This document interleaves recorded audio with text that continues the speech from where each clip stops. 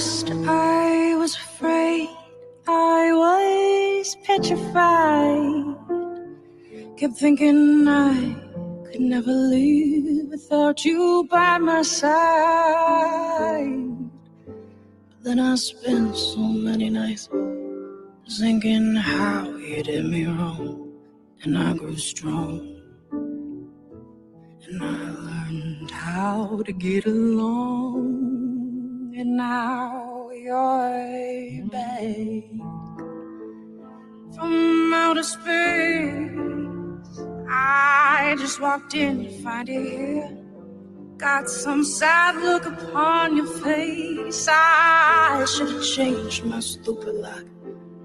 I should have made you leave your key. If I had known for just 1 second you'd be back to bother me. Go on now, go. Walk out my door. Just turn around now. You're not welcome anymore. Weren't you the one? I wish it was, Grace. Hi. Goodbye. Did you think I'd go wrong? Yes. And wait. Did you think I'd... So that was Cassie Nadeau, and she is one of the daughters of J Paul Nadeau, who is my guest today. And he is so amazing. Oh, Grace, I wish I could sing like that. Wasn't that beautiful? You'll have to hear the rest of her. Cassie Nadeau, and he has 2 daughters, as a matter of fact. His other daughter is Amy Wajirio, and she just had a beautiful little granddaughter, Gabrielle, but we'll let Paul tell you about that. Oh, Paul is a retired police detective, a hostage negotiator, an international peacemaker. Seriously, it reads like a Hollywood movie. It should be a Hollywood movie. His life is amazing. How he is still with us is even more amazing. He's a global keynote speaker. He's a former police detective, a hostage negotiator, and he spent more than 31 years working with victims of crime and perpetrators and learning the top experts in abuse situations and murder investigations and hostage takings. And he would actually talk to them. And I think he got so far in his career by treating everyone as you would treat anyone. And wow, wait till you hear how a terrorist saved his life. It is amazing, amazing, amazing. And he's in the green room, and I don't want him to eat too much vegetables and fruit before he comes on, because he understands the importance of taking care of each other and contributing to our world. And he's got some great ideas, starting with you. So without further ado, here is J Paul Nadeau. Paul, thank you so much for joining us today. Well, thank you. You just took me away from a platter of vegetables and fruit that I was totally enjoying, thanks to you and your studio manager, which I appreciate very much. So thank you. And what a wonderful introduction that was, Cynthia. I'm so happy to be on your show. And to everyone who's listening in, I hope that this next hour with Cynthia and I will illuminate your life and help you through some of the struggles that you may be going through, or that you just enjoy the entertainment that's about to happen. Yes.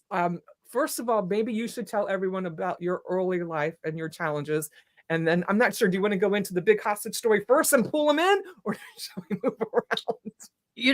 I think it's nice to start at the beginning. Okay. Yeah. So my story is not unlike a lot of stories out there. I was an abused child. My father was a very violent alcoholic, and he himself was a very troubled man who was severely abused when he was a child.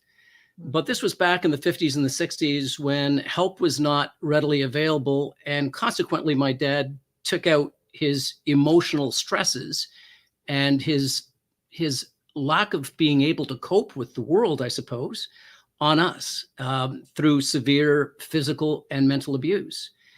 And as a result, I had no confidence in myself, Cynthia. I had none. When I would go to school, I would be the kid that would always fail. I didn't know how to study. I didn't know how to believe in myself. I wasn't motivated. My teachers would even say, why aren't you like the other kids? Why aren't you smart? This was back in the 60s. Why aren't you this and why aren't you that? And I'd come back home and I'd get abused by my dad. Go back to school, the bullies would pick on me. And that was my life. That was the circle of my life. And I remember thinking to myself, this is your life, Paul. It's just it. But then something happened in grade 7 that changed everything. I remember one of my teachers. I remember him well. His name was Mr. Coggins. Mr. Coggins could throw me across the room. He would grab me and actually, like a bowling ball, if the floor was well waxed, he could kind of shove me across the floor right into the wall with all the boots. I remember hitting the wall a couple of times and all the boots flying. And it was like a strike when you're when you're bowling, all the pins go down. But he did something. I'm in grade 7, starting to like girls, and I felt like a failure. Nobody paid attention to me other than to bully me or laugh. And if I'm talking to anybody who's gone through this, you know what I'm talking about. It's that feeling of helplessness. And the feeling, is that all there is to life? Is that what my life is going to be? And I'm in grade 7.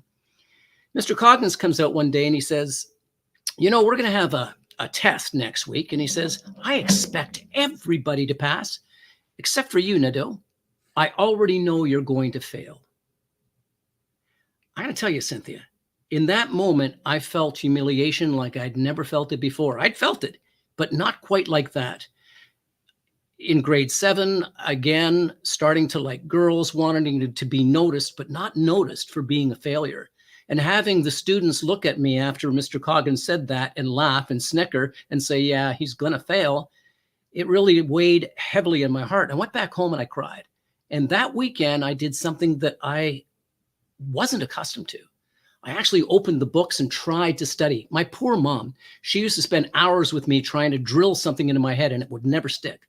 This time I was alone in my bedroom, crying and trying to study without the ability or the talents. I wouldn't say ability, but not without the talents. I didn't have the know-how, but I repeated the lessons and I pretended I was a teacher and I would talk out loud. And when I went back to school that next week, I remember sitting in the classroom about ready to write the test.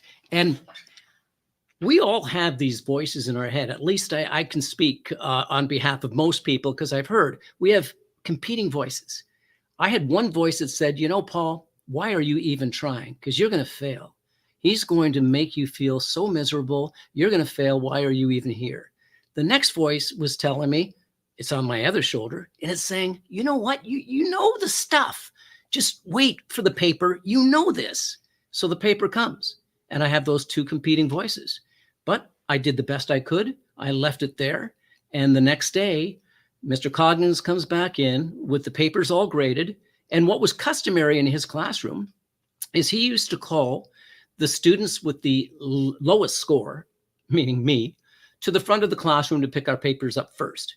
So it was the walk of shame. And I was always accustomed to being the one. As soon as he would call out 47, this is out of 100, I would get up and I would start, walking towards him and picking up the paper. So when he picked up the paper, he started calling and I got up and it wasn't my name. And then I waited for the second person. I got up. It wasn't me. And the third person, the fourth person, the fifth person, the 10th person. And I'm thinking to myself, oh boy. And I've got those two voices, guys, got those two voices. The one saying, you know what's going to happen? He is going to wait until the very end. And he is going to call you and humiliate you like you've never been humiliated before, boy. And I thought, yep. And the other voice is saying, no, Paul, you passed this one. You did good. It came down to 3 students. It came down to my cousin Lise, another girl by the name of Giselle, and me. Now, Lise and Giselle were what we call Browners. They always competed for the highest score in class, and they were proud of their stature and their position. So the next student to be called was my cousin Lise, and that left Giselle and I. And I'm thinking, oh, what's in store? I was the next one, Cynthia, to be called. Yeah. I had the second highest score that day. And instead of taking the walk of shame, I took the walk of pride. and my heart grew like the Grinch's heart. It just grew. Something happened to me in that moment that stuck with me for the rest of my life. I started to believe in myself. I started to believe that if I really focused on doing my best, I could actually make a good mark in this life. And I went on to develop the habits and the confidence that was necessary to propel me from that abused kid to an international peacekeeper, a detective in the Special Victims Unit, a hostage negotiator, a polygraph examiner, an author. Nothing would stop me. Now, with you, I'm into acting with the great Glenn Morshower. And I've written a film script that's going to become a movie based on one of my true stories. And I'm thinking to myself, what's next? Because I'm ready for it. So the lesson that I would like to impart here is that through some of our biggest struggles come our very biggest accomplishments, if we allow them to, and if we are strong enough to turn our failures, and I don't call them failures, I call them data, but if we take whatever it is that went wrong and we say, that doesn't define me, I define me. That was a stepping stone to get me to where I want, and I am going to be the person that I was meant to be. And I'm going to push myself until I get there.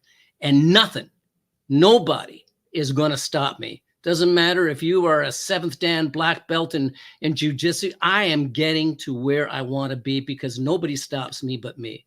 So those are the lessons I learned. Patricia is up in Canada, as a matter of fact. And she says, strength and confidence, karma's waiting to reveal. You are amazing, Paul. Thank you, Patricia. Thank you. Thank you. And she's amazing. You two are going to have to meet. We'll arrange that. Right. And Justin says, hi, nice to see you. And hi, Eric. Justin Preston. Hello, Justin. Good to see you. And I see Grace is here, Patricia, and Nancy. And Nancy. Hi, Nancy from the Philippines. We love you. Thank you. This is an amazing guest. I'm so glad you're here so you can spread the word around the globe and have him at your talks and stuff because Paul is freaking amazing. Amazing. Where do you want to go next? Do you want to go into your career of law enforcement or do you want to keep on? You know what? Yeah, sure. Let's talk about that. I'm going to give a little, no, I'm not going to give any warning. Heck, I'm going to say what I say and people are going to have to take it the way it is. Great. I talked about my dad being a very troubled man, an alcoholic, very violent. I remember when I was about 8 years old, I'll go back 1 year. When I was 7 years old, that's when I decided that I was going to become a policeman. It was actually after a severe beating that my dad had given me, and I was lying on the ground, and I was looking up at him and thinking to myself, when I grow up, I'm going to be a policeman so I can arrest you. And that stuck with me. And from that day on, I had this vision of me becoming a police officer and a detective.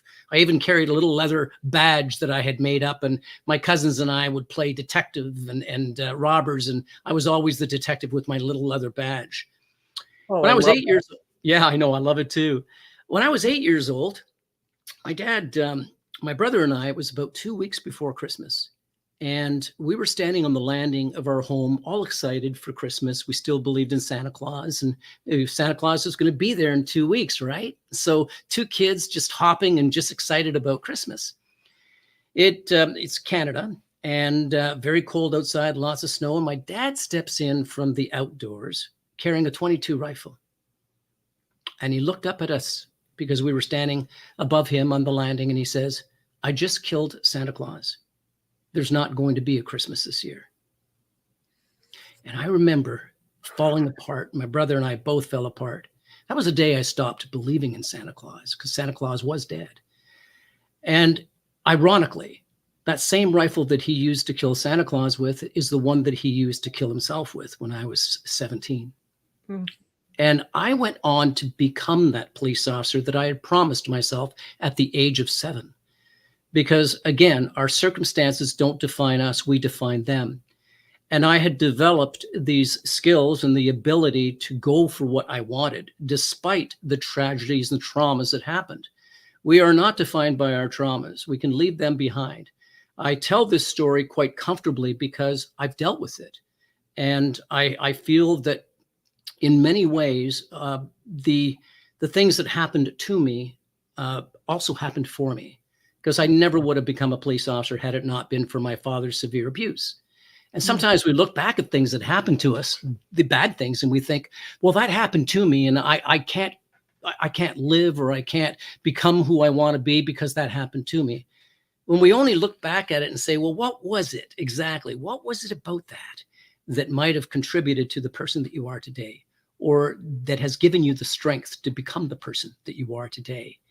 And at the age of 21, I became that police officer, and then I became that detective. And I kept going for the things that excited me and that gave me passion. And I've never stopped, Cynthia. So that's a little bit, well, that is my background. That's it in a nutshell. Yes. And then you had your 2 daughters at home and a wife at that time. Yep. And wait until you hear this next part, Anna and Grace. This is freaking amazing, Miss Anne Marie. And so he decided to go be, oh, yes, Eric, Romans 8:28. He decided that you had to try out for you to apply. It was a big thing to get selected to be a peace negotiator. A peacekeeper. Over in, yes. Please Yeah. go. If you're ready, you got something else? I'm ready. That's okay, guys, hold on to your hats. The story is freaking unbelievable. It's also available on YouTube, because I did a TED Talk on this one. In 2004, I was working as an instructor. I had left the Special Victims Unit. I was dealing with the victims of sexual assault and child abuse, and I was there for 5 years, and I got burnt out. Hearing these devastating stories time and time again, I got to the point, and I was a very good detective and good at listening and getting people to open up. I had that ability to get people to speak to me, even tell me their deepest, darkest secrets, because as a detective in the Special Victims Unit, you're asking the victim of a serious sexual assault to tell you the details. And can you imagine how much trauma that stirs up within them to have to repeat the details? But I was able to do it by giving them the understanding that they would be helping others and helping themselves by sharing their experiences with others. And I think that that's so important for all of us to do, is that we're meant to share with each other. So I had left that division, the unit, because I started to compare stories, and I thought, dude, you can't compare one person's trauma, their experience, their assault, to another person's and think, well, this person cried more than the other one. What's wrong with that? When I felt that way, I went to my boss and I said, I'm burnt out. I'm starting to compare stories, and we could never compare what we've gone through emotionally or what somebody else has gone to another person. We're all different human beings. So I need out. He says, where do you want to go? I said, I don't know. He says, well, there's an opening in the Learning Center, and you can teach negotiations. You can teach, all kinds of things. And I said, sure, put me there. So I went into the training center, and as fate would have it, and I do believe that the stars align sometimes, I'm there about a year, and a notice comes across my computer screen saying, we're looking for international peacekeepers. The United Nations has asked us to spare officers to go across the globe and to help out in war-torn places and places where they need assistance. And I thought, that's pretty cool. And I looked at the list, and the list included Jordan, right next to Iraq. And they were looking for an instructor, someone to teach Iraqi police cadets on survival, human rights, all those things. And I thought, well, that's kind of in line with what I'm doing right now, right? And so I applied for it. And as luck or fate would have it, I was selected. 20 Canadians from across the country, obviously, were selected to go on this peacekeeping mission, and I was one of them. And I thought it was a hard decision to come to, because my daughters were 14 and 16, I think, and I was leaving them for 6 months to a year. And I gathered the family together, and I said, guys, it's my opportunity to help try to fix the world from terrorism. And I feel compelled to do this. And I won't go unless each of you grant me your permission. And it's not going to be easy for you, but we have support in place, and the police department's prepared to support you and help you in whichever way they want. Our family is ready, and they gave me their blessing. So I found myself in Jordan. I'll tell you, wow, what an awakening. I really thought, because I'd been watching CNN, I thought everybody in the Middle East was bad. And I thought I was going to get killed the moment I got off the plane. I didn't know if I was coming back. I found the people in Jordan and from Iraq and the people that I dealt with to be some of the most amazing human beings in the world. They were so kind and polite, most of them. There was a small sliver of people who were prejudiced, of course, and who didn't like the fact that the Iraq was at war with the Americans and all that kind of stuff. But I was welcome for the most part of it. Now, imagine this. I am now training police cadets from Iraq in Jordan, in the middle of the desert, in a secret police college. It wasn't so secret. It was in the middle of the desert on the main road heading into Iraq. So our concern was that we had 3,000 police cadets every 8 weeks coming through the academy. Imagine this, 3,000 young men, older men from the ages of about 16 to about 65. They weren't supposed to be 16 or 65. They were supposed to be 18 to 55. But they were smuggling in, they were coming in. There was no way that Iraq could vet the cadets fast enough. They just needed bodies to hold guns and to protect their country that was at war. And so they would scoop up even people from the street, put them on buses and send them out to get trained. And I had to teach a class. I shouldn't say had to teach a class. I got to teach a class. And I thought to myself, if I were them and I'm leaving my family for 8 weeks, and some of these cadets had never left their family for a day. They were village people, many of them, who had never gone on a camping trip. They were family oriented, and now they were away from their families for 8 weeks, or about to be. And if I were them and their family is at risk of being bombed, being killed on the streets, how would I feel? How would I want to be treated? Because some of them at the academy were not being treated very well. They were 9/11 had just happened. This was 2005. There was a lot of anger. That's why I was there. It was 2005. The world was at war, and we had these cadets that were being scooped up and just brought into the academy to be trained. And some of them were mentally ill. Some of them were physically unable to carry out their duties. We had doctors, we had lawyers, we had coffee people, and we also had terrorists, because terrorists had managed to find an easy way to get into the academy. All they had to do was put on a police uniform, step up and say, "I volunteer." And they were brought into the academy. Nobody was able to tell that they were terrorists. Sure, we had a small security division that was trying to filter out the terrorists, but we couldn't do it. We couldn't do it fast enough. So here I am, about ready to teach my classes, thinking, how am I going to treat these people? And I thought, well, these men deserve to be treated with dignity and respect. They need to be treated the way that I would like to be treated if I were in that situation. If my country, if America was under attack, if Canada was under attack, if any of our beautiful countries out there were under, which some of them are right now, how would I like to be treated? So at the beginning of the class, Cynthia, I would stand before them and I would say, it is my honor to be here with you and to share my experiences with you. My name is Paul. I'm from Canada, and I'm here to help. And I would love to share what I know about policing with you. And I hope that we will get along, because I only had them for 2 weeks, for the next 2 weeks. And I would love to hear your stories as much as I tell you my stories. And I will make this experience as pleasant as possible. At the time, I was acting. And I brought acting into the classroom because some of the students didn't know how to read and write. And how are they going to remember the lessons unless they role played?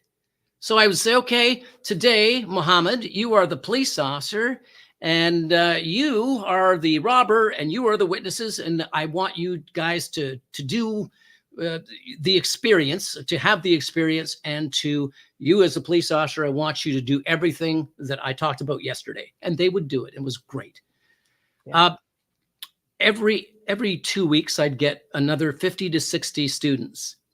And I would start off my class, the first class, with the same way. I'm here to, to help you. I'm here to share my experiences. And I remember it was about 4 months into my mission, there was one cadet who had a bodyguard, and that wasn't unusual because many of the cadets coming were from different tribes, and some of them had status. And if you had status, you would get the best chair. Somebody would pull it out for you, and you would have a bodyguard or two. So this one man, he remained after class and would ask to speak to me. Surprisingly, he spoke very good English. And I had a translator, of course, because I don't speak Arabic. So I had a Jordanian translator, but the Jordanian translator, his day was over, he was gone. And this one cadet with his bodyguard stayed behind, and he asked to have coffee with me. So we had coffee for 2 or 3 nights, talking about life and talking about, I was surprised, we had pleasant conversations. He says, Mr. Paul, tell me what you think about this war. Tell me about this. Tell me about that. Tell me about your country. So we developed this after class kind of coffee meet and friendship. And I thought, this is very pleasant. But after the 2 weeks, he went on to another classroom, and I got some new students. Now let's fast forward about 5 weeks later. I had successfully gained the job of counselor, advocate and counselor at the academy. This was a big move for me. I was no longer teaching. I was actually working to counsel and to help and to improve the circumstances of the cadets at the academy. One of my jobs was to sit and listen to cadets who would come in to ask to be repatriated home because they had broken hearts or they couldn't get a hold of their families. So I would do a police investigation trying to get a hold of their families. And some of the stories I could tell you would break your heart. But one cadet came in, and he used to come in because he was lonely. And he said, Mr. Paul, do you have time today? And I said, yeah, I think I have time for you. If any other students come, though, I'm going to have to take them if I haven't seen them before. He says, oh, no, that's okay. So I spoke to him, and he says, I want to tell you, Mr. Paul, there's going to be an attack on the academy from inside, and internationals are going to be killed. And I heard that that's going to happen soon. And I said, okay, well, thank you. And he left. And I went to our security division, and I said, listen, I just got some information that there was going to be an attack. And they said, yeah, we've just heard something about that too. But when you're at war, you don't get to go home. When you're at war, you stay on the battlefield. And we had a dedication to our soldiers just yesterday, didn't we? Or no, Monday, wasn't it? Mm-hmm. So we know that the experience of being at battle means that you stay during the good, the bad, and the ugly. And it's usually bad and ugly. And so I stayed, and I had a partner in the advocacy and counseling division, but he was a Finnish officer by the name of Jarmo. Jarmo and I are still good friends. And Jarmo stood about a foot taller than I did. And he's just the kindest guy that you'd ever want to meet. And he looks like Chewbacca from Star Wars. He's just a big, kind of, he had the face that looked like Chewbacca. He was so friendly. And I thought, one of the friendliest men I've ever met. And we were used to get to the academy because we didn't stay on the grounds. We used to leave the grounds and go back home about an hour and a half away, drive into the academy and go through security and come onto the grounds every day. But he and I had to arrive before all the other international instructors because we were in the advocacy and counseling division. Our job was to vet the cadets that we felt should be repatriated home, because some of them had been sexually assaulted. Some of them had been raped the night before. Some of them were suffering from mental illness. And we had a list of these cadets that we felt could not stay on the academy grounds. And we had to make a case before the director to say, please, sir, send these men home. They're not qualified, fit, or able to stay here without serious repercussions. So that's what we would do every morning as the sun would rise. On this particular occasion, we went to the director with our papers, and we gave our cases. And the director was then tasked with deciding yay or nay. But my partner and I would leave. And as we were walking through the desert that morning, we were walking back to our building, which was several hundred feet away. And there were other buildings in the desert as well. Different. There was a hospital, and there were other buildings for different events. There was a cafeteria, like a canteen. There was all kinds of things. But we're walking through the desert just as the sun's coming up. And from behind one of those buildings, there were about 40 armed cadets. Now, when I say armed, fortunately, they didn't have guns, but they had rocks and sticks and anything sharp that they could collect. And they had been collecting a bunch of these weapons to attack internationals. And today was the day. That was the day. And my partner and I happened to be the two unlucky ones that showed up first.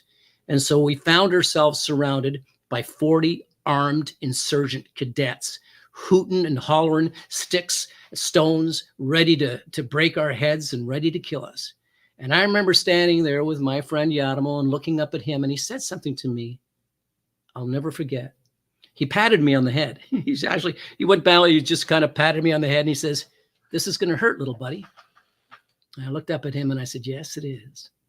And the thought that went through my head were my two daughters, my 14-year-old and my 16-year-old at home.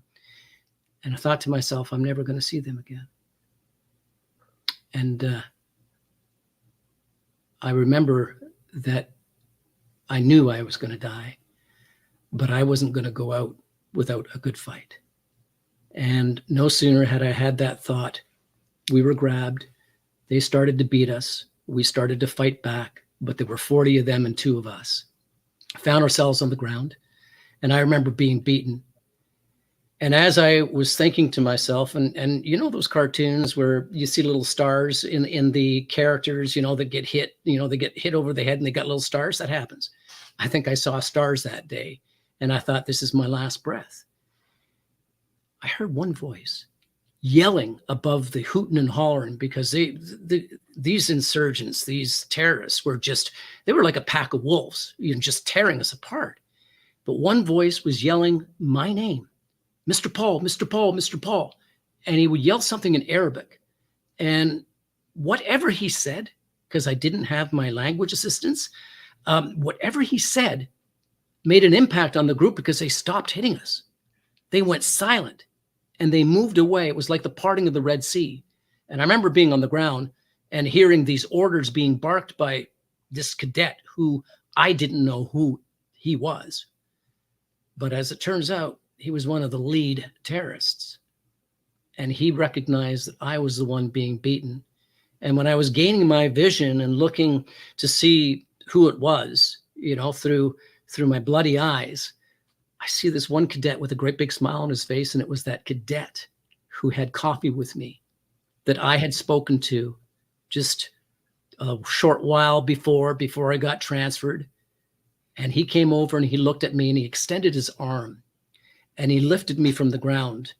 And he said, "You and your partner, you go. Today's not going to be a good day." And he had the biggest smile on his face. And we left. We left. We hightailed it out there. When we got back to our building, we called the security. We managed to put a stop to all the international instructors coming in that day. They were stopped at the gate. We left in our vehicles and just scooted out. And it was chaos in the academy that day. They destroyed the academy. They beat some of the cadets who weren't in line with the terrorist thoughts, because not everybody's a terrorist. And they beat the ones that they felt were not in line with their beliefs. And we escaped with our lives. And I remember thinking to myself, how is it that I'm alive? How is it that I got spared? And I remembered our visits, that cadet and I. And I thought, if I had treated him any differently, if I had treated him with disdain, disgust, because some of the instructors were very angry in 2005 at all Iraqi people. Didn't matter what status or who you were or how good you were. They were angry with everybody and they would call them names and they would belittle them. I wasn't that way. And anybody who worked for me wasn't that way. And I remember thinking, what you give is what you get. If you give somebody dignity and respect, you're likely to get it in return. This has been a staple, Cynthia, in my career. Even dealing with murderers and rapists, when I walked in to interrogate them, I wouldn't walk in to interrogate a rapist or a murderer. I walked in to talk to a human being who had been accused, and I would treat them the way that I wanted to be treated and try to get their stories by making a connection with them. And one of my teaching, well, a couple of things that I teach to people, two of the greatest lessons I learned, and I think that we all have this inside of us as we grew up, but it became apparent to me when I became a police officer. Number one is you get what you give. And I just explained that. And the other one is that we are more similar than we are different. Everybody's got a story. Everybody's got a cross to carry. Everybody's got their hardships. They've got their heartbreaks. They've got the people that they love. They bleed the same way that you and I bleed. They cry the way you and I cry. They have worries and they have joys. They have families. So we're more similar than we are different. And if we see each other as being these human beings that are meant to work together and to help each other through this thing called life, could you imagine how different it would be by treating people the way that we wanted to be treated? We want to be treated and thinking, you're just like me. You're just like me. You may have different views and different thoughts, and they may differ from mine, but who am I to judge? And that carried me through. And I got saved more than once, and by bad guys. I got saved by a terrorist. I'm here today because a terrorist saved my life. I remember being on the street and about ready to get my hide beaten by a bunch of bad guys. And one of the biggest bad guys comes in and says, I know this cop. He's a good one. You guys get lost. And I'm thinking to myself, wow. I became friends with one of the hardest criminals. That's another story. This one will break your heart if I tell it to you. Jimmy Donovan's story is one of my favorite stories because it talks about how we can reach some of the unreachables or people we think are unreachable. And Jimmy Donovan being one of the meanest and hardest criminal who spent years, 7 or 8 years in one of the, we call it the Kingston Penitentiary. It's a high class, like not a high class. It's just a very, it's a prison for hardened criminals. He spent 7 years on a manslaughter there. He was in charge of a killing order. If they were going to take over the jail, they were going to kill all the security people. And he was that guy. And I have a story that, as I said, if I have time to tell it, I'm happy to tell it, but we can talk about something else because I've been talking a lot. No, keep going. Keep going. Okay. Yeah, let me tell you, it was 2 years into my career. And can you hear me all right, Cynthia? Yes. Okay, good. It's about 2 years into my career. And again, like I was a uniform officer, just very blue, like just straight out of the box, and just learning how to work on my own and how to deal with the complexities of human nature and the discord that we have within our cities and our families and such. And I am the police officer. Mm-hmm. It was about 1 o'clock in the morning on a very cold October night. In Canada, it can get very cold. I had my fall jacket on with a sweater. I had the heater on in my car. I was alone cruising the streets, and I get a 911 call, and it was an unknown trouble, but all we knew was that a man was going berserk in a high-rise, low-income high-rise area, and that he had assaulted 2 ambulance attendants. And I was in the vicinity, so I pick up my radio and I said, 1712, that was my call sign. 1712 to control, I'm in the vicinity, I'll drop over there. And I drove into the neighborhood, and I parked a distance away from the ambulance that I saw down the street. And I remember getting out of the car, heater still on, and I got the doors locked, and I put on my jacket, and it's already on, but I kind of snuggled myself in, and I started to walk carefully towards the ambulance, and I could see the 2 ambulance attendants, and they're sitting on the ground, and each of them are holding their heads. And as I'm walking, I could hear some howling. And when I looked over from a distance, I could see this man, 6'2", muscular guy. He looked like Thor, long blonde, stringy hair. And he was looking up at the moon, and he was doing one of these. He was just howling. And I was just mesmerized for a moment. I'm just looking at him and looking at the ambulance attendants, and they were kind of like, yep, that's who you're here for. And one thing I noticed about this guy, he wasn't wearing a stitch of clothing except for a pair of tidy whities, his underwear. And he's on this cold October night. He's howling at the moon in a rage. And I carefully walk towards the ambulance attendants, and they say, he's all yours. He assaulted us. He's got some thing going on. I don't know if it's drugs or whatever it is, but he's in a severe pain, but we're not taking him to the hospital. He's already beaten us up. We're leaving. I said, what is, and they said, one more thing. You better get a lot of backup. That's Jimmy Donovan. And I said, well, who's Jimmy Donovan? You don't know Jimmy Donovan? I didn't. I found out who he was. He had a record as long as I could. It just went on and on. Assaults, robberies, attempted murder, all this kind of stuff. And he's out on the streets. And this guy is the one that I now have to deal with. No backup, nothing. And the ambulance is driving away. I'm 20, 25 feet away from my car. Jimmy Donovan is about 20 feet away from me.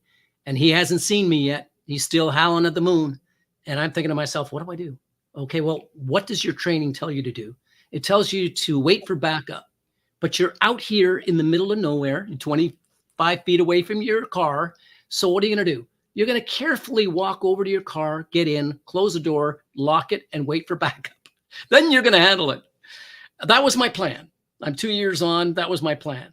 As I started to carefully maneuver my way over to the car, guess what happens? My radio goes off. The squelching of my radio, my portable radio, it was my control center checking up to see if I'm okay. And they say, control to 1712, is everything 10-4? And it was loud because I had neglected to turn my radio down. And I thought, oh dear. And I was right, because Jimmy, who was standing there yelling at the moon, turned around and suddenly looked at me. And he did one of these, a Hulk thing, like, I'm going to crush you. And his eyes just started peering into my own. And I thought, I am 20 feet from my car. If I run now, I'll never get there, because my training has told me he's going to pounce on me. And so I thought, what do I do now? And he's just huffing and puffing. And the first thing that came to mind is I put up my two hands like this. I said, I'm here to help. I mean you no harm. I'm here to help you. Are you okay? These words just came to me. I hadn't been trained on that, but just a showing of the hands, non-threatening, and just telling him that I was there to help. And the next thing that came out of my mouth was, you look cold.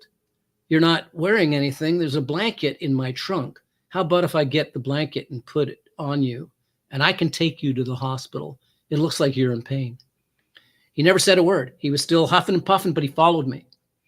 I got to the trunk. I opened the trunk and I put the blanket across his shoulders, and he's still looking at me. Now this man, 6'2", built like Thor, like big muscles, wearing his underwear, but now a blanket. He had scars on his face and he had teeth missing. His hair was long, blonde, stringy hair. I think at one time he was a very handsome man. But life and beatings and just the fights that he got into, I think got the better of him. And I know that he was a hardened criminal. I didn't know that at the time. So I'm opening the side door, the front side door for him in the cruiser. And my briefcase was sitting there, but I put it in the back seat where criminals usually go, right? In the back seat. But I'm putting my briefcase there and having Jimmy sit in the front seat with me. I'm 2 years on. What am I thinking, right? People are probably thinking, you're crazy. Yeah. I think maybe I was. And I got into the driver's side. And as I said, the heat was there, and got in. And I remember picking up my radio and saying, 1712 to control. I have Jimmy Donovan on board, and I'm taking him to the Oshawa General Hospital.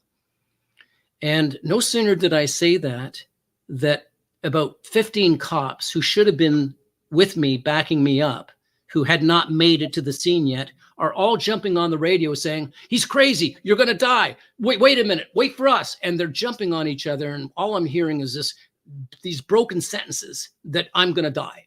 And I thought, okay, time to turn down the radio and it's time to just start driving. In the car with Jimmy, who had just come out of the cold with a blanket on him and the heat hitting him, you know what he did? He put his head down and he started to cry.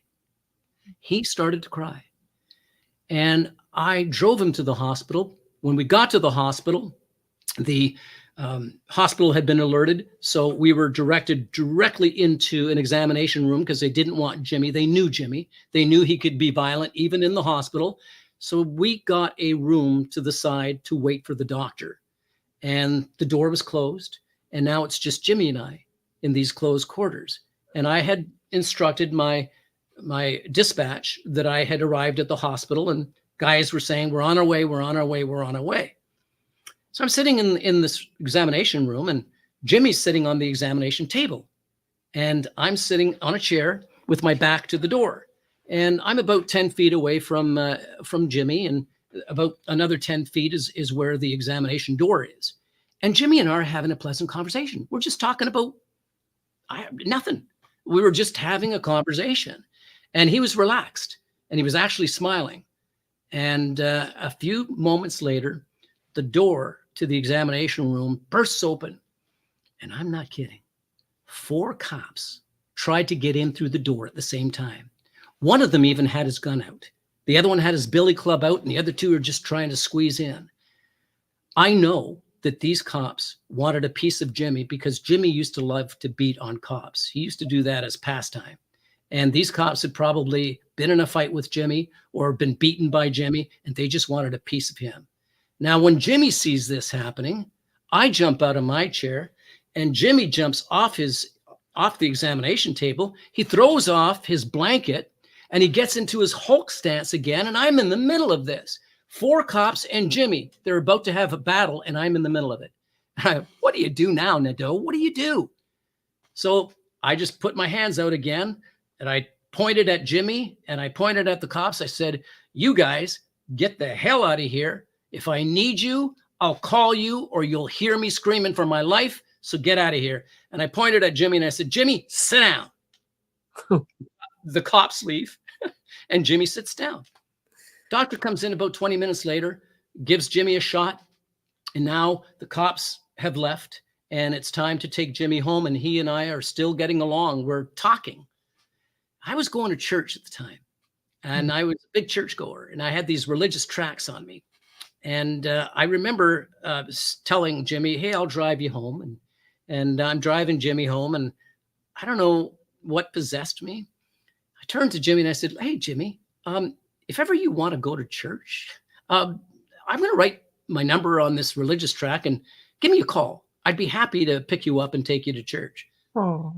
He accepted it. And he said, thank you, Paul. And he says, Paul, you are one of the nicest policemen I've ever met. And I said, well, thank you, Jimmy. We're talking Paul and Jimmy, first names. And I remember, just having this pleasant conversation. As we get to his building, it's 4 o'clock in the morning, about 4 o'clock in the morning now. And he looks at me and says, would you like to come upstairs and meet my fiance? Pardon? Yeah, well, you want to come up and meet my fiance?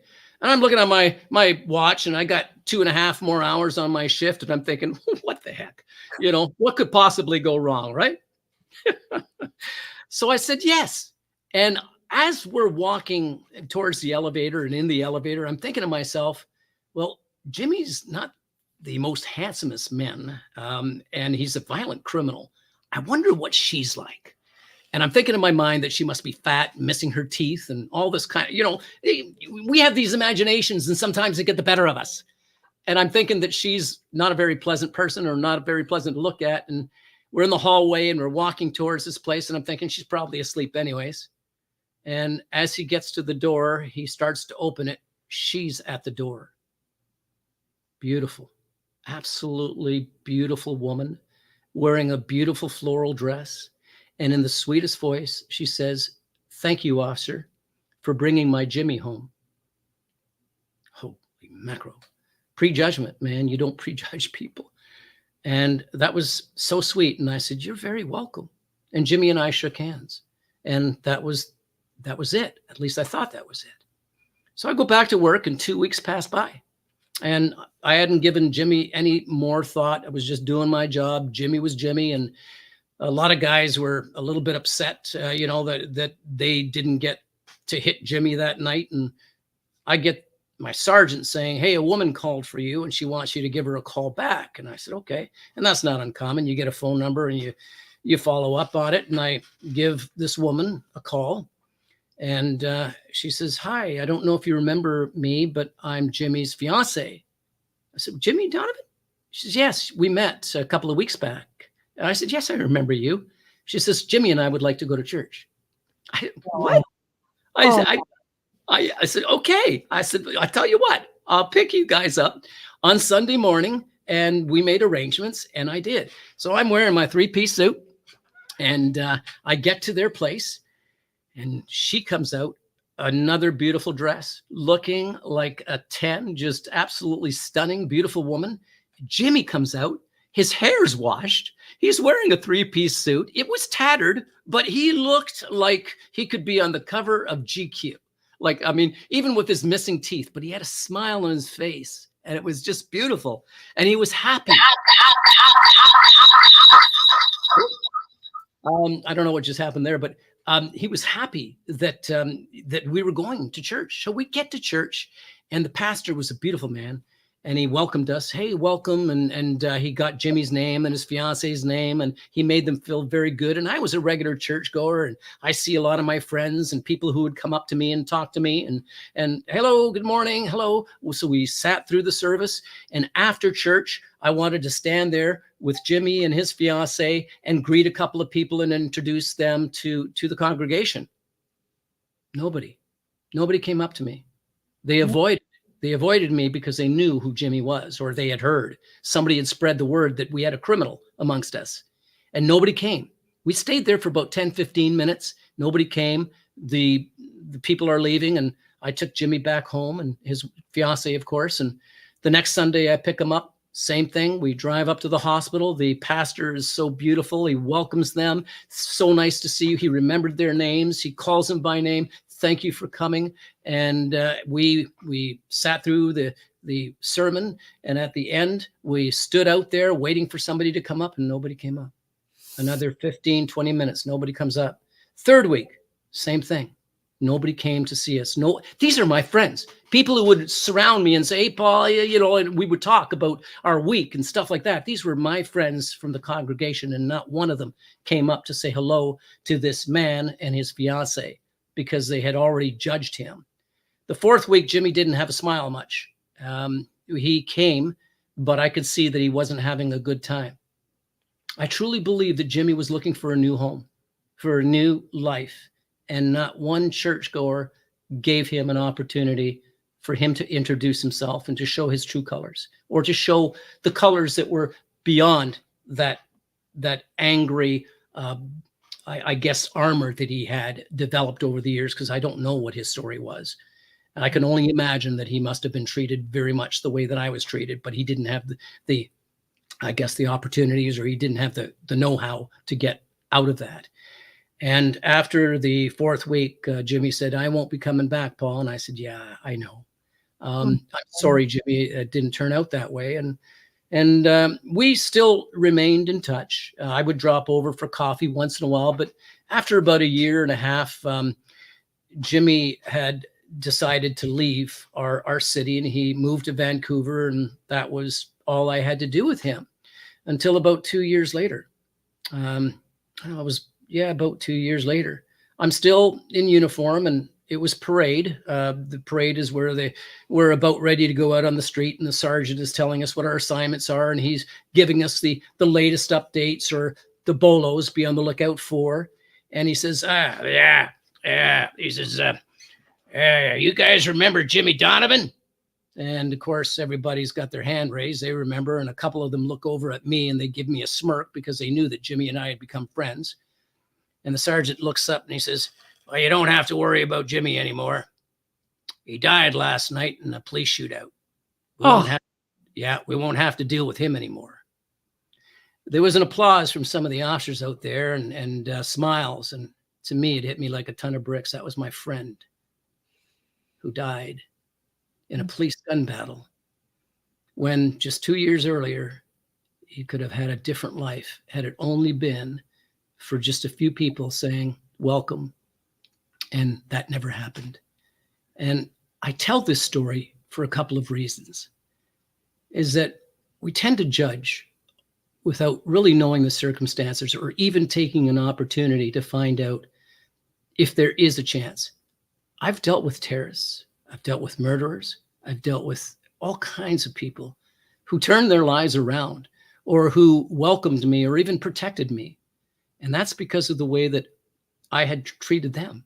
And I truly believe that if the good churchgoers who were trying to protect themselves from an outsider, if they would have opened their arms and listened to the sermons that the pastor was telling every Sunday, treat your fellow man the way that you want to be treated. If they had just done that, Cynthia, and to all of you out there, I think Jimmy would be here or in this area with his wife and his children living a totally different life. And instead, he's 6 feet under. Wow. Tell me how that doesn't break your heart. No words. Yeah. Yeah. But those are just a couple of my accounts. Ooh. Ooh. Ooh. Patricia says angels guarding you. You know, I do believe that. I do believe that there has been guidance, and I do believe that I'm here because there was a greater purpose for me being here. And I think that that's true of each and every one of us if we just look deep down inside and ask for help. I mean, it's not an easy thing to go through this thing called life unless we build within ourselves these mechanisms for dealing with past traumas or for experiencing the present as opposed to living in the past. And I'll talk about that in just a moment. But I do believe that we are really in charge of our destinies and that we may have these spirits and these guides around us, and that all we have to do is ask for their help or for the help of others, and we can make it through. I'm reminded of the story of Jesus Christ in the Bible, who had he had been arrested and he was about to be crucified, and he was carrying his heavy cross on his own to his own death. And how difficult and how heavy that cross was, to the point where even Jesus stumbled and fell to his knees because that cross was too hard for him to carry, until somebody else came out and helped carry that cross for him and with him. And isn't that true of life when we're going through our struggles? Our crosses are so hard to carry. Why can't we ask each other for help during those times? Because somebody will be glad to help you with your own crosses. We can all do that for each other. Yes. I'm getting all teary-eyed here. I'm sure there isn't an audience member who heard that story here or one that's watching on the replay. Please share it out because, yeah, there it is. I love to teach and I love to share my experiences because I don't have all the answers, but I have a lot of them for myself. They may not apply to everyone who's listening, and to each and every one of you who are here. Thank you. I'm just looking at the list. We have Christopher Mann, my friend, Christopher's here. We have Patricia. We have, I'm just going Darlene. And thank you guys for being here. And Patricia has some other questions too. Sure. Yeah, I just want to share this one thing. Yes, please. Yeah, I believe that there's a past, present, and future, just like everybody else does. And I was on Clubhouse, this wonderful application where I met Christopher and a number of other wonderful people. And we used to greet. You were on it? Some of them. Okay. And we used to greet each other, good morning, good afternoon, good evening, because we didn't know where everybody was coming from. But, there's a past, present, and future for each of us. And what I feel is the downfall for many people is that people are living in two places they ought to not be living. They're either living in the past or living in the future. They are not spending enough time on the very moment. This moment here is the most important moment of my life. You know why, Cynthia? I get to share it with you and with your audience. This is the most important moment of my life. At this moment, it is this right here. To be able to share my experiences and to be able to see each and every one of you, your comments, and just being in the moment is what I can control. I can control how I respond to life. I can smile. I can tell a joke. I can tell a sad story. I get to control this. And it's what's the most important thing. So those who are living in the past, who are living with, well, I was abused as a kid, or I never got the breaks as a kid. And they go and they visit these places that torture them and that keep them shackled to past experiences. And there's far too much of that going on. And then we have other people who are just living in the future. One day I will be rich. One day I will find the love of my life. One day I will. This is the day. Yes. This moment is the moment. This is the day. Yes. Our present moment, this moment is what you get to control. Don't focus on the things that you cannot control. You don't focus on the past. Don't focus on the future. You can plan for the future, sure, but don't make it your life. Make this moment your life. Tell someone you love them. Hug somebody even more tonight, when you have that moment. Make that moment last. Squeeze it out, because we just don't know how long each of us are going to be here. We talk as though we have all the time in the world, and yet 150,000 people died across, this great country in the last 24 hours, I'm sure. And there are people dying as I'm speaking right now, and they thought that they were going to live until they were 95 and they're 20. And I know, because I used to have to drive to homes to tell parents that their children had been killed in an accident or had drowned. So I know how fleeting life can be. So if you're not living in this moment and just appreciating and being grateful for what you have, then you're focusing on the wrong things. Anyways, when I get spinning off this way, Cynthia, just pull me in and say, hey, that's enough, Paul. Nope. Just too good. What are some of the questions? Patricia said to ask about finding humanity in terrorism and the Air France negotiation. Oh, yes. Finding humanity in terrorism is really, it comes back to the story I just told you about the terrorist who saved my life. Yes. We all judge, we label people. Hey, criminal, stripper, hooker, terrorist, doctor, lawyer. We label people. And it's like when you're walking down the hallway. I don't know if any one of you have experienced this, but when I was being bullied, those little Post-it notes, somebody would write, stupid or idiot or whatever, and they'd slap you in the back. Hey, how you doing? And they would label you as this person. Or people would start talking behind your back and saying, well, he's a real loser, or she's a real loser, or she's really loose, or he's, a real player. And they label us. And finding humanity in terrorism is an example where a terrorist saved my life. And if I had labeled him terrorist and kept that label on him, do you think I'd be here talking to you today? No, sir. Not every terrorist is bad. Not every terrorist wants to be a terrorist. I found out that from being in the midst of this and listening to the stories of these young men who say, it's not easy. We have to save our families. We have to feed our families. The terrorists pay us money. The terrorists threaten to kill us. The terrorists will bomb our families or kill our families if we don't go along with them. And you're thinking, oh my God, this is a side that I've never seen before. You mean you had no choice? Hey, I had a choice. If I would have said no, they would have killed my family. And yes, I knew of 5 families who had been slaughtered by terrorists because the officers that were at my academy said no to them. And I got the phone call saying, you were checking up on Ahmad's family? Yeah, I was. Well, we went to his home. His baby, his children, and his wife were all slaughtered. It's because he didn't join them and he came to the police academy. And I had to deliver that news to the families of 5 that while I was there. And there were many more that we didn't know of. So that's what I mean about finding humanity in terrorism. Finding humanity in labels. Go beyond the label and take the time to find out who that person is. Everybody's got a story. Everybody's got a story. Everybody's got something to say. Everybody's had an experience. We all laugh, love, and bleed in the same way. We're more similar than we are different, but we judge each other. We judge each other without taking the time to understand or to talk to one another or to agree that on some issues we're going to disagree. But it doesn't mean I have to kill you. It doesn't mean that I have to hate you. And we see what that's doing across our great globe. We have two fighting people, two groups of people fighting right now, the Palestinians and the Israelis, and everybody thinks they're right. And nobody wants to listen to the other side. And they're killing each other, and they're slaughtering each other, and they're fighting each other in the streets. Take a look. All you got to do is turn on the news.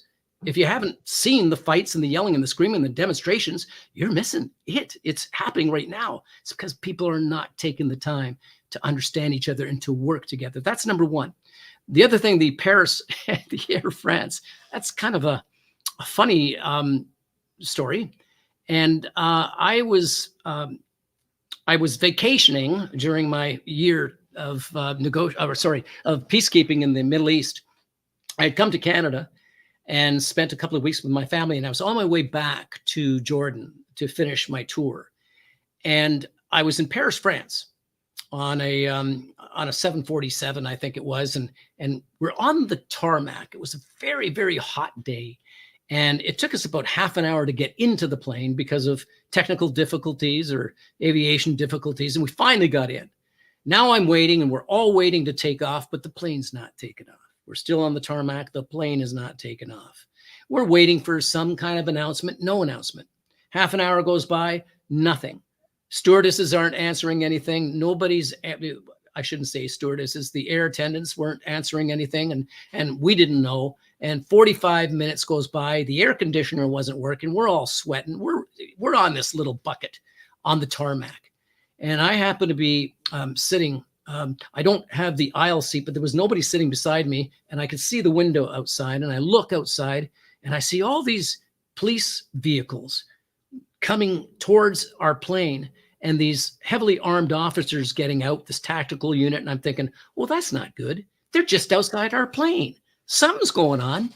And sure enough, a couple of minutes later, the cabin in which I was sitting in, the curtain comes back, and the pilot was there surrounded by armed police officers with their guns out. And the pilot is yelling at one male passenger and yelling something, "Get off my plane. You threatened to blow up my plane." And he's speaking this broken English. It's in Paris, and he's a French pilot. And the police officers have got their guns out, and they're pointing and everybody's in shock. And some people are starting to cry. And I'm looking around, and I'm thinking, oh my God, we are in the middle of a terrorist threat to blow up the plane. And the captain was trying to shout at this guy. And I'm looking around, and I'm concerned because these officers, they could pull the trigger at any time. And usually a terrorist who's going to take over a plane waits until the plane is in the air, but this didn't happen. And I'm thinking there must be somebody working with him because they seldom work alone. So I'm looking around the cabin to see if anybody else is working with him. I couldn't see anybody who looked like they were kind of nodding him on and saying, let's get on with it. So I'm thinking, nah, he's alone. And the captain is still doing a very bad job. He's shouting. You don't get cooperation from someone if you're shouting at them, or you listen to me, you get off my plane. If it's a terrorist, he could blow up the plane at any time. What do you do, Nadeau? Okay, so I slowly raised my hand because I didn't want to, hey, here I am, and they would have shot me. So I'm slowly raising my hand, and I say, Capitaine, and I speak French. And I said, je suis un policier. Est-ce que je peux parler avec vous? Just, hey, I'm a police officer. Can I speak with you? And I showed him my hands, and he says, yeah, come here. So I walk up to the captain, and the police officers are looking me up and down. And I said, listen, I'm a hostage negotiator. Would you like me to take over for you? Would you like me to speak to the suspect? And the captain says, oh, oui, merci, merci. Yes, thank you, thank you. And he is just so happy, and the police officers seem to be happy too. So I walk up to this male who had made the threat, and there was somebody sitting beside him who was crying and white knuckling it. And I said, do you mind if I take your chair? And of course, she didn't mind at all. She got up and she took off. And I sat beside this guy, and I just started talking to him. And fortunately, he spoke English. And it took me about 45 minutes to talk this guy off. And To this day, I don't believe he was a terrorist. I don't believe there was a bomb on that plane. I just think that he was frustrated, just like the rest of us. And he shot off his mouth saying, I should blow up this plane. Somebody heard it and thought it was a threat. And that's how I talked this guy off. And I don't know if he was a terrorist or not, but there was a happy ending, and it's a story to tell. It's kind of one of those, hey, I just happened to be on a plane one day and talked this guy off. Yeah. Well, you would never believe what happened to me. On vacation, right? Weren't you on vacation there? Yeah. Just coming back home. You know, I was on my way to Jordan, and we finally got there. And after hours of waiting, because I think we even had to change planes, but the captain invited me up to the cockpit to sit with him. And I didn't get to see anything because it was nighttime by then. But it would have been nice if it was daytime and I could have seen the clouds, but no, it was just one of those experiences. So those are my stories. There was one more question on Patricia's little list there. And what was it? Where did you live? In Squatchacon. In where? Skinnapolis? Skinnapolis. Oh! I didn't live in Saskatchewan. I live in Ontario. I've never lived in the West Coast, Saskatchewan. I live currently in Toronto, Canada, right by the CN Tower. Probably a 15-minute walk from the CN Tower, right downtown. It's a good place to be. It's a good place to be. It was. I've got to say that Toronto has really become a tent town, and there's a lot of homelessness, and we really haven't recovered from COVID, and it's probably time for me to put my walking shoes on and maybe go to Spain, Mexico, Vietnam, someplace, and just live on a beach somewhere and just kick back and say, all right, what do you got for me next, life? You know, one of those, right? Well, Patricia Gage actually has orphanage in Cambodia. You might want to check that out. We'll hook you to that. It's pretty cool. Good. But meanwhile, Eric, could you please put up Paul's books so you can see he's got 4 books out, and he has an amazing podcast. Look at that. Take Control of Your Life, Mastering the Hostage Within, Damn It, Just Ask, which he's in rewrites for, so it's even going to be better, and The Badass Guide to Conflict, because we are badasses. And your podcast is amazing. I watched, I think I told you 19 and a half. Wow. And I thoroughly enjoy them. So ladies and gentlemen, if you're not doing anything and you want to get inspired every day, sign on to It's Inspired. Is that the name of it? I'm trying to find it. Inspire Us. Inspire Us. Just go to his website. It's so easy. It's his name. And sign in on that. Follow him. Get the books. Listen to the books. Read the books. And he is available for public speaking and coaching, and I think actually anything that you might need help with that we did not mention in that little list, because obviously he can talk to people, communicate with people, cares about people. And wouldn't you like to have him on your team? I know I'm lucky to have him on mine. Thank you, Cynthia. And I got to say to everyone out there, thank you very much for joining and for participating in this and for asking your questions and just listening in. And Cynthia's right. I do care about people, and I think that we all do in our own special ways. But I want to encourage you. I want to just leave you with a couple of thoughts. Our destiny is in nobody else's hands but our own. Our happiness is in nobody else's hands but our own. People don't bring us happiness. They don't give us happiness in a box and say, here, I've got a box of happiness for you. No, we get to choose that ourselves. We get to choose that from inside of ourselves. A birthday cake doesn't bring us happiness. Our choice to be happy does. It's not the birthday cake. It doesn't make you happy. It's the fact that you are surrounded by people that you love and you decide to be happy. That's what gives you happiness. We can't find happiness in another person. Oh, if I meet this person, I'll just be happy. No, that comes from inside of you. And it really is your job to keep yourself in line and to find your own happiness and your own adventures, or whatever it is. It's nobody else's. I'm going to leave you. I don't know how much time we have. I don't even know what time. Oh, wait a minute. We're so over. It doesn't matter. Keep going. Okay. Yeah. We're too good. I was like, oh my gosh, I'm pinching myself. Let's go. It's amazing. I'm so You're sorry. amazing. I get carried away, but I want to leave you with this.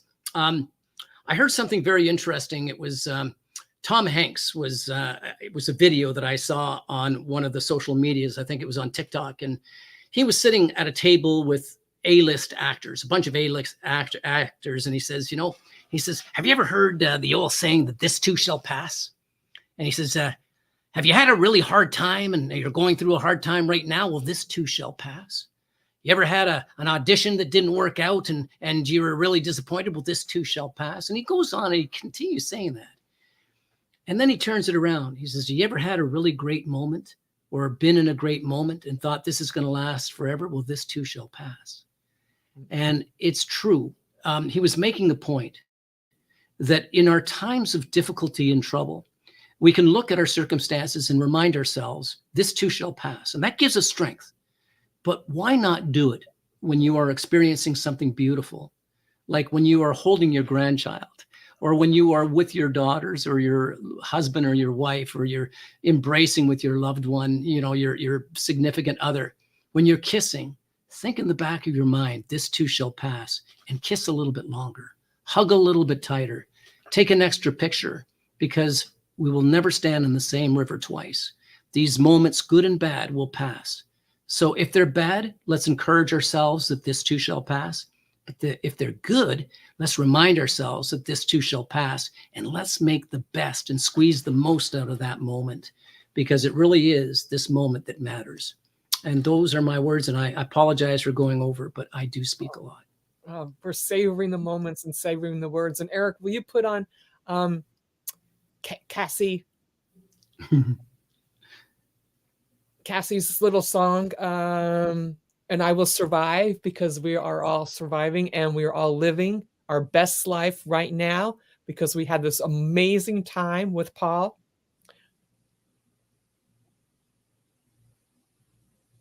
And I want to thank each and every one of you. Patricia is actually in she says, visit her studio in Hamilton and then go to Cambodia. Gotcha. She's an artist. I have actually one of her photographs in my room. She plays the drums. You're going to love her. Eric, we're going to have on the show. And Darlene, thank you for joining us. And Grace, thank you for joining us. And I think I missed a few people. But here we go. Listen to this. There is the Inspire Us. And this is Paul's daughter, Casey Nadeau. And this is her singing her rendition of I Will Survive. It's in episode 108 of his Inspire Us, if you want to hear her again. Oh, wait, 110. 110.